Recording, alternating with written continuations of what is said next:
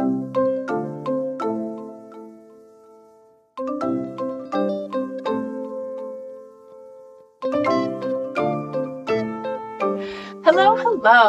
My name is Laura Chacon Davis, and welcome to the very first full episode of the Everything is Possible podcast.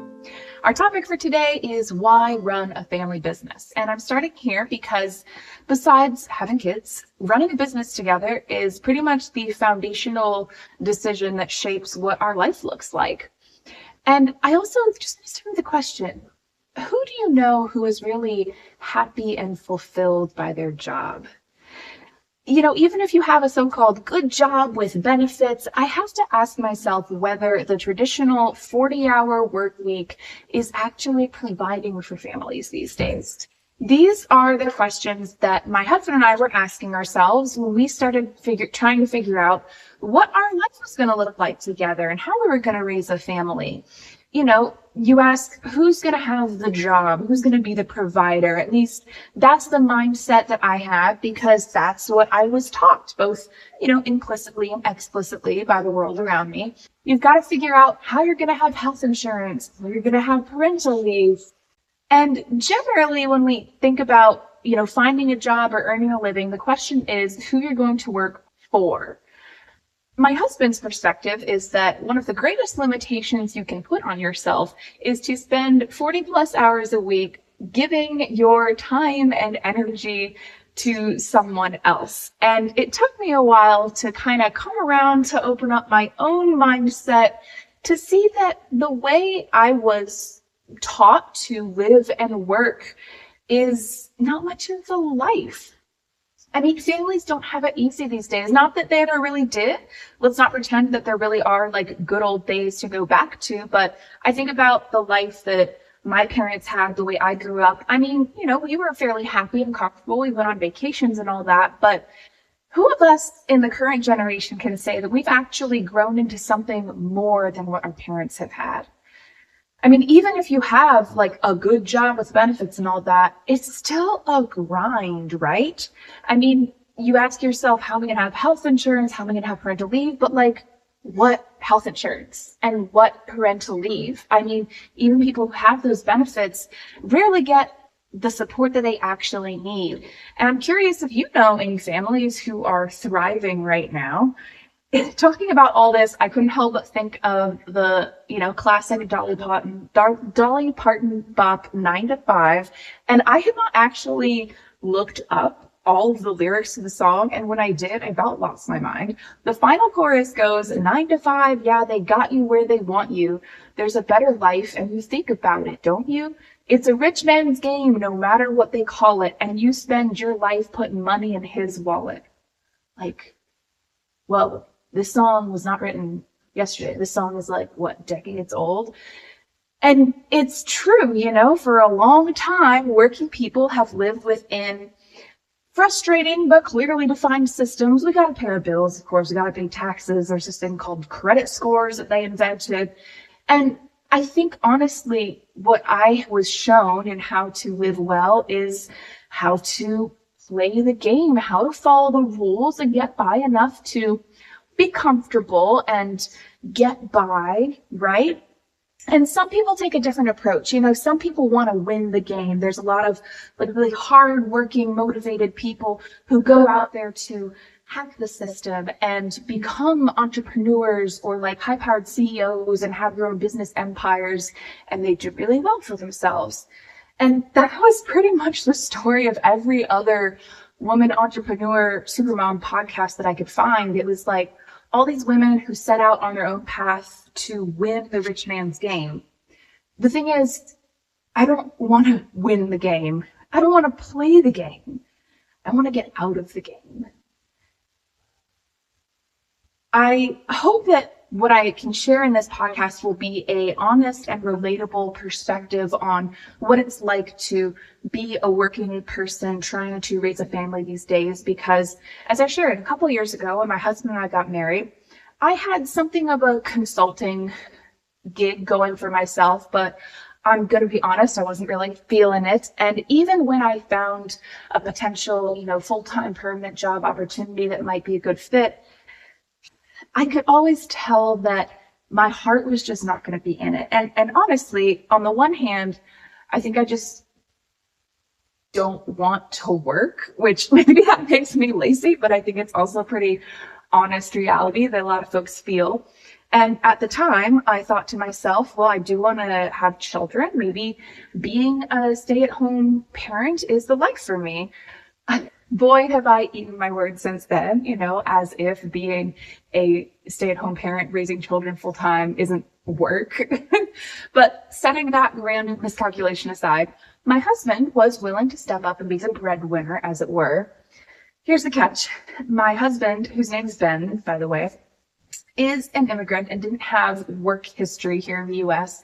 And he wasn't really interested in continuing on his previous career path, which is working in restaurants. And honestly, it's not the most lucrative option for raising a family either.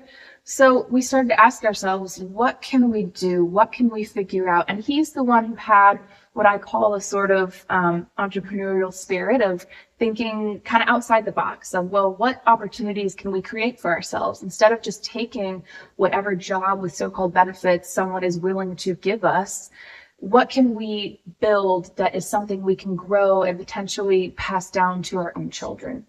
Now, he had something of a gig going for himself as a handyman, and spoiler, that has evolved into what is now our home remodeling business. But I want to speak more to that question of what are your options for making a living these days? Being your own boss is sort of it. And I have tried that. The thing is, I'm going to be honest, I didn't know how to be my own boss. There was a lot that I really needed to learn and figure out that I just really put in the effort to do. And I also had a really limited perspective on what it meant to be an entrepreneur or a business person. It didn't vibe with me at first because I thought that in order to be a successful business owner, I would have to be like Mr. Moneybanks and have this really aggressive competitive personality and abandon all my social values. Not necessarily the case, but also I had this mindset that being a boss or an owner was not a good thing. And we can talk about later why I felt that way. The real point is I didn't have any particular examples or models that I wanted to follow of what my life could be like as a business owner. Again, trying to figure out how to get out of the game that I've seen all my life has been challenging. And, you can ask yourself, what would you do if there were no rules? What is your wildest dream? And do that, right? But of course, when you go down that wildest dream path, it is kind of reality itself that can get in the way. We do have to pay bills and taxes, and maybe you have personal relationships and commitments that are more important to you than dropping everything to travel the world or become a monk or whatever the case may be. So the question that we asked ourselves was, how do we create some sort of real economic freedom for ourselves and our family? And I'm going to be honest, it's not easy to run business, especially, just because you have something of value to contribute to your community doesn't mean that it's automatically going to make you enough money to live. However, point is, everything is possible. There is a way to make it work if we can step outside of those perspectives and assumptions that we've always been taught. When people say to you, well, you're going to face this obstacle or this challenge or that challenge, that may be true. But just because something is hard doesn't mean you can't do it. And, I think one of the things that my partner really helped me to see is that all those things that feel like they're not overcomable, I know it's not a word, but all those things that seem to get in the way are challenges, but they're not complete roadblocks. You can go down that path that no one else has ever gone down. There are definitely still moments in this life when I think to myself, why are we doing all this? I should just go back to having a normal job and a stable life. But I know that I was never going to be truly happy and fulfilled by that. Even the best possible, good job with benefits, I was probably going to get bored of and feel like I was still just like running the rat race. So this is what we're doing instead. We are running a home remodeling business together as a family. We're learning a lot as we go. We are going through difficult situations now and again, but we've already seen so much growth, honestly, in such a short amount of time, and a lot of really tangible potential for our future, which is exciting. It really does feel like we are creating the life that we want rather than what was modeled for us, little by little. It's not linear or consistent, but every sort of unbelievable goal that we achieve gets us further down that road of what would you do if there were no limits. If you are also feeling like the traditional path isn't for you, I do hope that our story gives you the permission to start imagining new possibilities. And maybe you can help us figure out together how to get out of this game and create something better for our kids' future and for our own. Thank you so much for joining me for this first episode. If you want to go deeper into our journey, please subscribe, join our community on Patreon. All the links are in the show notes. Again, my name is Laura Chacon Davis, reminding you that everything is possible. I'll see you in the next one.